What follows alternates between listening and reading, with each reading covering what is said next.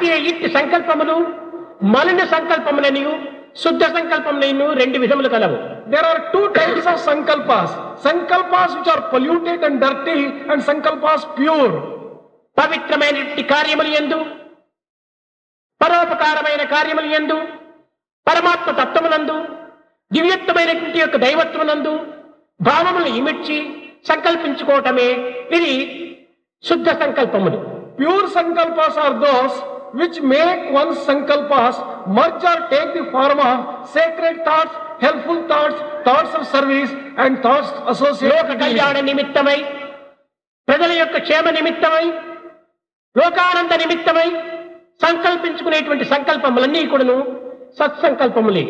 all those sankalpas which are meant for the welfare of the world and welfare of humanity are all pure sankalpas.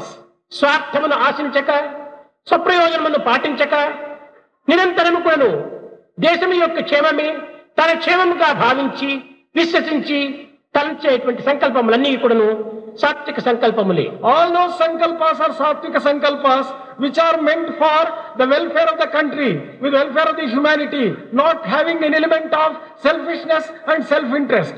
దుష్ట భావములచే, with wicked thoughts, ఇతరుల యొక్క ఆనందమును చూచి ఓర్వలేని స్థితిలో, jealousy, full of jealousy, పరుల యొక్క ఆనందమును చూచి అనుభవించేటువంటి యొక్క మార్గమునందు విరుద్ధమైనటువంటి దానిని అనుసరిస్తూ, following the path which is full of jealousy and heart burning when one sees the joy ఇతరుల యొక్క ఆనందమును అనుభవించలేనటువంటి యొక్క స్థితిలో, it is a state when one does not partake the joys of others, ఇతరుల యొక్క చెడ్డను గురించి, ఇతరుల యొక్క కీడును గురించి, ఇతరుల యొక్క అపకారముల గురించి చింతించేటువంటి యొక్క సంకల్పములన్నీ కూడాను మలిన సంకల్పములు. and all those sankalpas which always think bad of others, ill of others, criticizing others, all these are sankalpas which are dirty and polluted.